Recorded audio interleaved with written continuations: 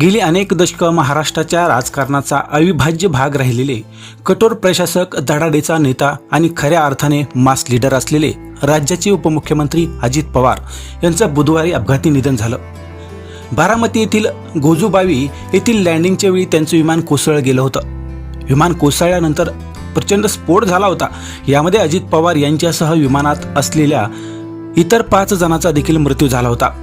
अजित पवार यांच्या निधनाने बारामती आणि संपूर्ण राज्यभर दुःखाचा मोठा डोंगर कोसळला आहे. अजित पवार यांच्या पार्थिवावर गुरुवारी सकाळी 11 वाजता बारामतीच्या विद्याप्रतिष्ठानच्या मैदानात अंतिम संस्कार करण्यात येणार आहेत. बारामतीकरांना एरवी सवय होती ते न्यूजपेपर स्टॉलवर येऊन अजित पवार यांनी घेतलेल्या निर्णयांच्या बातम्या वाचण्याची. मात्र आज वृत्तपत्रांची पानं भरलीत ती फक्त अजित पवारांच्या अपघाताच्या बातमीनं. अनपेक्षित, अत्यर्क आणि अविश्वसनीय अशा आशयाचे वृत्तपत्रांचे मथळे आज पाहायला मिळत आहेत. आज संपूर्ण बारामती शोकसागरात बुडाली आहे. अजित पवार यांच्या अपघातानंतर त्यांचा मृतदेह बारामतीच्या वैद्यकीय महाविद्यालयात नेण्यात आला होता. या ठिकाणी सर्व सोपस्कार पार पडल्यानंतर संध्याकाळी अजित पवार यांचं पार्थिव अंत्यदर्शनासाठी विद्याप्रतिष्ठानच्या प्रांगणात ठेवण्यात आलं होतं. यावेळी बारामतीची तमाम जनता अजित पवार यांच्या अंत्यदर्शनासाठी जमली होती. सामान्य बारामतीकर आणि राष्ट्रवादी काँग्रेसच्या समर्थकांना आपल्या लाडक्या अजितदादांना निरोप देताना शोक अनावर झाला होता. काही तास अजित पवार यांचं पार्थिव विद्याप्रतिष्ठानच्या प्रांगणात ठेवल्यानंतर रात्री त्यांचा मृतदेह पुन्हा बारामतीच्या वैद्यकीय महाविद्यालयात आणण्यात आला.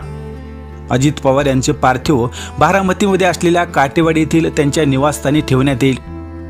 पोलिसांनी दिलेल्या माहितीनुसार सकाळी 9 वाजेपर्यंत पार्थिव काटेवाडी येथे ठेवण्यात येईल. त्यानंतर रुग्णवाहिकेने पार्थिव गदिमा सभागृहापर्यंत नेण्यात येईल. सकाळी 9 वाजता काटेवाडी येथून अंत्ययात्रेला सुरुवात होईल आणि तिथून विद्याप्रतिष्ठानच्या मैदानावर अंत्ययात्रा समाप्त होईल.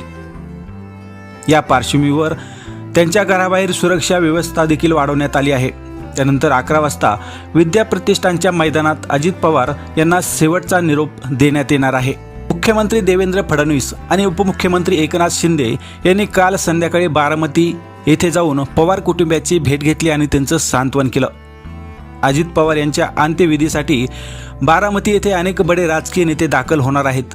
गृहमंत्री अमित शहा, भाजपा अध्यक्ष नितीन नबीन यांच्यासह बडे नेते या ठिकाणी येणार आहेत. या पार्श्वभूमीवर बारामती विमानतळावर पोलिसांसह NDRFचे पथक देखील दाखल झालं आहे. उपमुख्यमंत्री अजित पवार यांच्या अंत्यविधीसाठी येणारे सर्व VIP बारामती विमानतळ येथे पोहोचतील आणि त्यांच्या सुरक्षेसाठी देखील पोलीस पथक आणि NDRFला पाचारण करण्यात आलं आहे. उपमुख्यमंत्री अजित पवार यांच्या अंत्यविधीसाठी केंद्रीय गृहमंत्री अमित शहा, केंद्रीय मंत्री नितीन गडकरी, मुख्यमंत्री देवेंद्र फडणवीस, उपमुख्यमंत्री एकनाथ शिंदे, भाजपाचे राष्ट्रीय अध्यक्ष नवीन नबीन यांच्यासह मान्यवर बारामतीला पोहोचणार आहेत.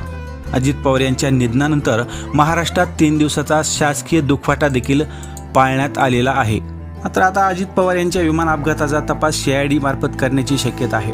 अजित पवार यांच्यासह 5 जणांचा अपघाती मृत्यू प्रकरणी गुन्हा देखील दाखल करण्यात आला आहे. अकस्मात मृत्यूची नोंद करत गुन्हा दाखल करण्यात आला आहे. कुठल्याही उच्च पदस्थ व्यक्ती यांच्या अकस्मात मृत्यूचा तपास CID ही तपास यंत्रणा करते. त्यामुळे या अपघाताचा सुद्धा गुन्हा अन्वेषण विभागाकडे तपास जाण्याची शक्यता आहे. त्यामुळे नेमकं काय घडलेलं आहे याची माहिती देखील समोर येणार आहे.